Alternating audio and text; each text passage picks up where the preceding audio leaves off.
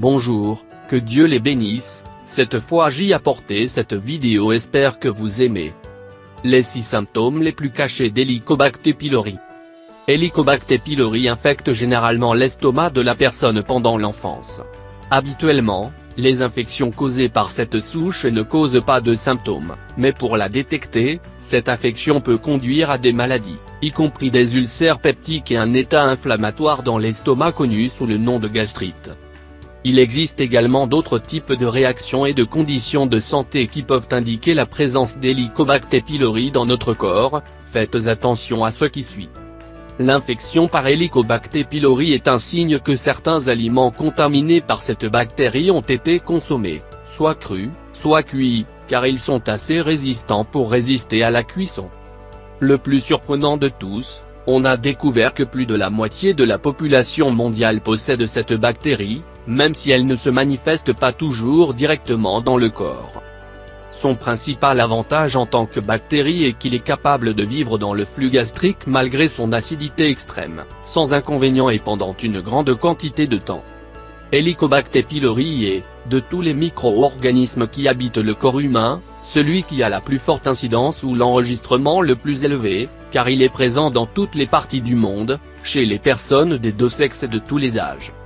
Pour cette raison, nous considérons qu'il est approprié de consacrer un article informatif à ces principaux symptômes, quelques-uns connus mais qui devraient être pris en compte car un dépistage précoce pourrait aider à résoudre les effets de cette bactérie d'une manière moins invasive ou dangereuse pour le corps. Nous vous invitons à lire l'article « Comment éliminer les bactéries Helicobacter pylori ». Il existe certains symptômes d'Helicobacter pylori qui peuvent souvent être confondus avec d'autres affections, mais il peut s'agir de la présence de cette souche dans le corps. Il faut garder à l'esprit que les symptômes peuvent varier d'une personne à l'autre. 1. Gonflement abdominal.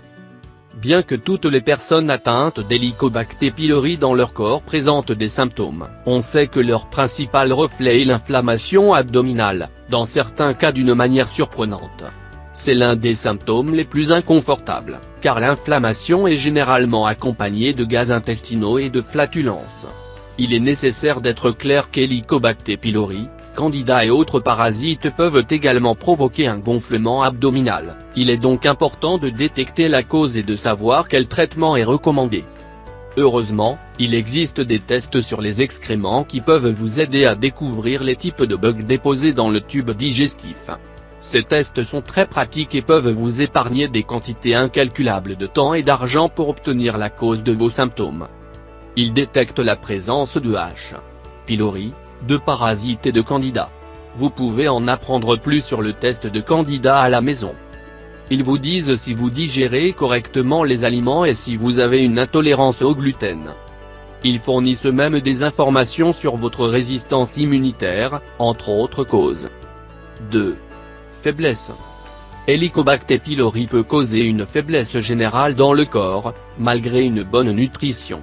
La plupart du temps, ce symptôme est lié à l'anémie ferriprive, en raison de l'incapacité du corps à absorber efficacement les nutriments nécessaires pour donner de l'énergie au corps pendant la journée, où la carence en fer est également présente.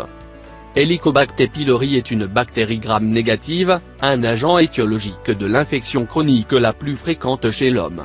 Apparemment, ce germe a une influence notable sur le métabolisme du fer et, à l'heure actuelle, il existe beaucoup de preuves de sa relation directe avec l'anémie ferriprive.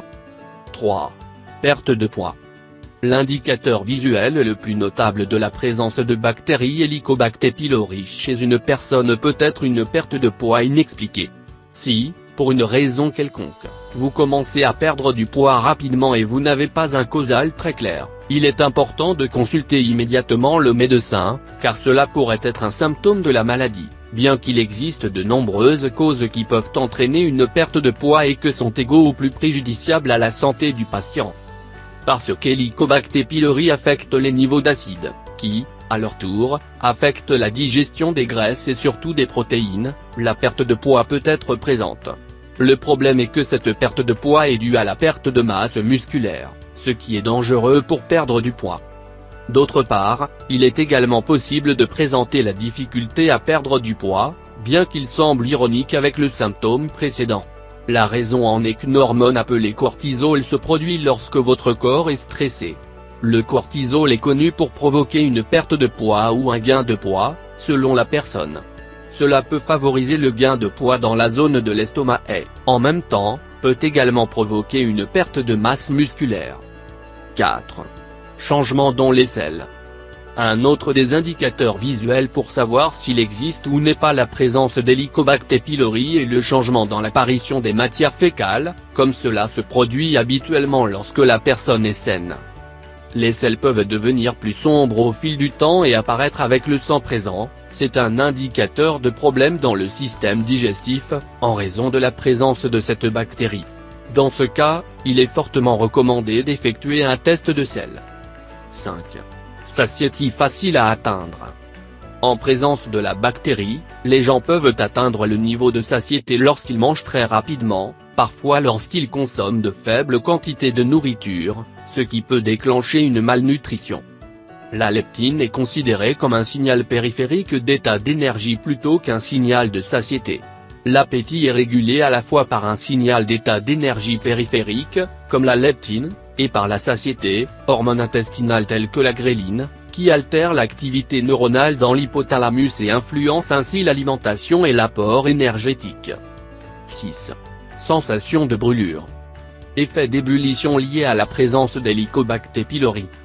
Brûler dans la bouche de l'abdomen est un indicateur qu'il existe des problèmes gastro-intestinaux qui doivent être suivis rapidement. Si ce symptôme est détecté fréquemment, il est préférable d'effectuer un contrôle médical afin de détecter les causes possibles, ainsi que de rejeter d'autres. L'inflammation de l'estomac après avoir mangé des repas peut causer des nausées, des vomissements ou des douleurs à l'estomac et brûler dans la région, c'est l'un des signes les plus clairs de la présence de cette bactérie dans le corps. Pour le jeter, le plus pratique est d'effectuer un test sanguin. Complications associées à H. pylori. Les ulcères produits par Helicobacter pylori peuvent endommager le revêtement protecteur de l'estomac et de l'intestin. Cela permet à l'acide de l'estomac de produire une plaie ouverte, appelée ulcère. Environ 10% des personnes atteintes de H. pylori développeront un ulcère.